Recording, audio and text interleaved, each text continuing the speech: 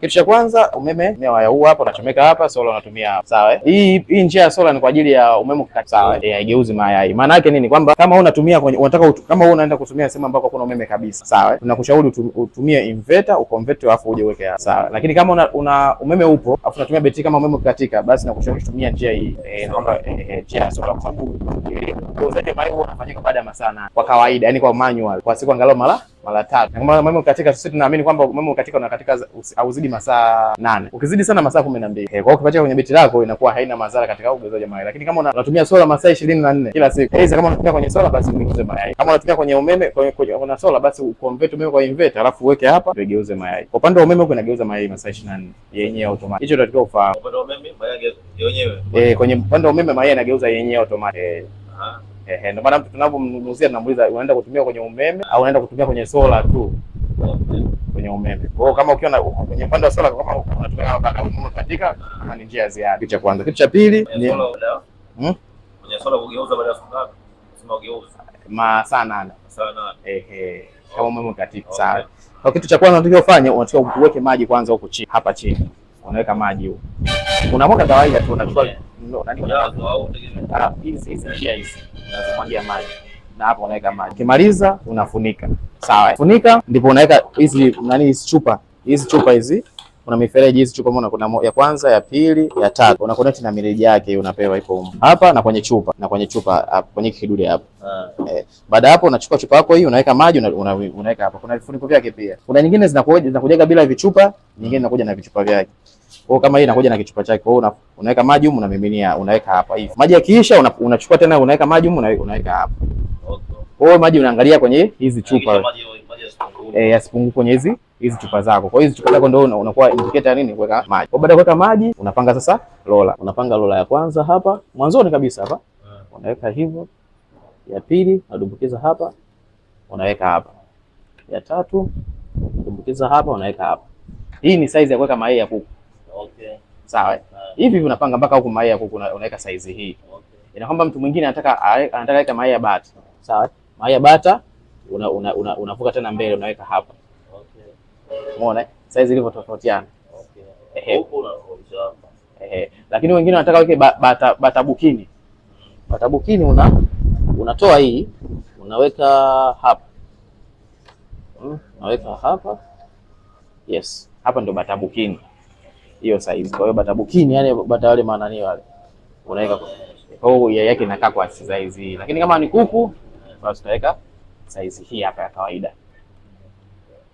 Naelewa? Unazingatia hiyo. Kwa baada ya kupanga mayai yako yote hapa. Sawa. Ikifika siku 18, sawa. Siku 18 unatoa hizi rola zote. Alafu mayai unaweka hapa kawaida. Ikifika siku 18. Baada ya hapo sasa, ikifika siku 18 unachukua kidude hiki hapa. Unaweka maji ya kawaida tu, unakuwa unapulizia asubuhi, mchana na jioni. Unapulizia hiyo. Ili kuongeza unyevu kwenye nini? Kwenye incubator yako. Kwa hiyo unyevu unatakiwa mwingi kuanzia siku 18 ili kifaranga kiweze kutoka kwa urahisi. Kwa hiyo kifaranga kitoke kwa urahisi kinahitaji ganda yake isiwe gumu. Kwa hiyo inakuwa inatusaidia kupulizia siku 18. Kwa hiyo ni cha muhimu sana. Lakini sio lazima upulizia asubuhi, mchana, jioni na usiku. Muda utaopata nafasi. Lakini angalau kwa siku ni mara 2 au mara 1 au mara 3. Ni wewe kutokana na uwezo utawezekana. Kama unatoka asubuhi basi unapulizia asubuhi, jioni unapulizia. Kama uko hapo nyumbani basi asubuhi na mchana na jioni. Baada hapo mfano wewe una mayai incubator chukua mayai 70 lakini una mayai 30. Sawa. Utapanga yale mayai wiki ya kwanza utapanga mayai yako 30 kwenye rola. Sawa. Utakuja tena utapanga mayai mengine hapa 30 kwenye rola. Wiki ijayo. Haya hapa yakifika siku 18 haya sana bado yanatakiwa geuzwe. Kwa hiyo ile siku 18 unatoa zile rola, alafu ambayo haijafika siku 18 unaacha kwenye rola vile vile. Yaendelee kugeuka mpaka ifike siku 18. Lakini ambayo haijafika unaacha kwenye rola, ambayo imeshafika siku 18 unaweka hapa. Na kifaranga kikitoka usikitoe. Kiache huko mpaka kwa siku 1 au 2. Hakiwezi kufa. Sasa wengine wanasema sasa vinalia huko kwenye incubator. Yeye tuweka hapa. Yeye actually kisema kufunga nayo tutaweka hapa. Utaweka hapa. Kifaranga kikitoka hapo kiache hapo mpaka manyoya yakauke, ambayo inachukua siku 1 hadi siku 2. Baadaye manyoya kikauka unavitoa sasa, unatafuta eneo lolote, si nasema bluda. Lakini bluda ni sehemu yoyote ambayo unaweza kupatikana joto. Kwa unaweza kutumia labda mkaa, unaweza kutumia hizo balbu, unaweza kutumia hita, unaweza kutumia, wengine wanatumia vyungu. Kwa kutokana na wewe mazingira uliopo na kitu ambacho kina cha urahisi wewe kutumia, kati ya hivyo vyote viko salama, vinafaa. Umeona au balbu zile za kawaida za hizi hapa zile za 3000 2000 wanauzaga nazo zinafaa pia kulelea vifaranga. Kwa cha msingi sana ni hivyo. Sasa kila siku ukiwa unawasha mashine yako, hii ni waya kugeuza mayai, unaunganisha hapo. Unaunganisha haigeuzi. Lazima hapa uunganishe hapa. Unaona? Unganisha hapo. Baada hapo weka kwenye umeme hapa. Hakikisha kabla hujatumia incubator yako, hakikisha inageuza mayai. Ili ujue inageuza mayai, unabonya alama ya jumlisha hapa. Ukibonya alama ya jumlisha, ukishika hii, inabidi hiyo iwe inazunguka. Hii hapa iwe inazunguka. Kwa mfano kama hapo haizunguki. Sawa. Kwa automatically kutoka kuna hitilafu hapa, hii haijakaa vizuri. Umeona? Hapo umeona inazunguka. Sasa mfano kama ungechomeka tu kawaida hivi, alafu nasema walisema ukichomeka tu hapa tayari itageuza yenyewe, lakini wewe uangalia, tumechomeka, tumeangalia, lakini ilikuwa haizunguki. Kwa hiyo lazima hakikisha kwamba inageuza. Ukiona inageuza, unajua hapo sasa uhakika mayai yangu kweli kugeuza inakuwa upo. Maana ukiunga sina ile inakuwa ndani. Hii inakuwa ndani tu, unafunika hivi. Kibeta hapo. Ini hivi. Sasa hii kufunika wote au inategemea na wale okay. Ina upande wake, upande nice ni huu. Ambao ndio nimeseti hivi. 67.8 unyevu 60. Hapa joto unaosoma ndani ya mashine na unyevu unaosoma ndani ya mashine. Okay. Hapa ni muda wa kugeuza mayai. Okay.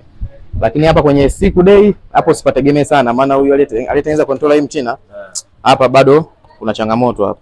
Okay. Yaani inakuwa haitoi taarifa nzuri ya siku. Mzunguko wa siku. Ukishauza cable ya ndani kujigeuza. Lazima mbonye jumlisha ili ujihakikishie kule inageuza. Okay. So umeconnect tu afu ujue kama inageuza. Yeah. Alafu kitu kingine ujue kama mayai yanafaa kutotoleka. Kwamba mayai yakifika siku ya umeweka mayai kwenye mashine yako. Siku ya kwanza, ya pili, ya tatu, ya nne, ya tano, ya sita, ya saba. Ikifika siku ya saba tu unachukua yai moja, yaani unafunua hii mashine mida ya usiku, unazima taa ya nyumba, unachukua yai moja, unawasha hii taa, unaweka hapa, unaangalia. Ukiona yai lina michirizi ya damu au jeusi ndani, ujue hilo lina mbegu. Yaani hilo tayari kifaranga kipo katika process ya kuwa kifaranga. Kwa unalirudisha. Ukiweka hapa yai jingine kwa linapitisha tu mwanga, halina ndani kitu chochote jeupe, hilo halifai, unalitoa. Kama unalitumia unalitumia. Ukiliona yai ambalo lina mchirizi mweusi, yani kama mstari aidha wa duara kwenda chini au mduara kwenda juu, kwa pembeni hivi au kwenda juu hivi, ujue hilo kini chake, yani ina mbegu lakini limeharibika, aidha lina ufa au kuna changamoto yote.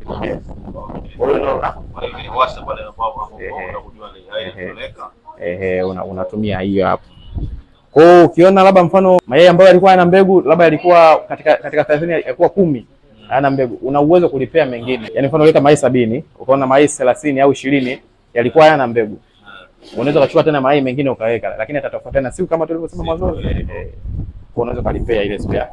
Sawa. Okay. Watu wanafanyaga hivyo. Na mbegu tu kila siku. Hakuna incubator inayotunza joto, hakuna incubator inayotunza joto hata lisali moja, hakuna. Hiyo ni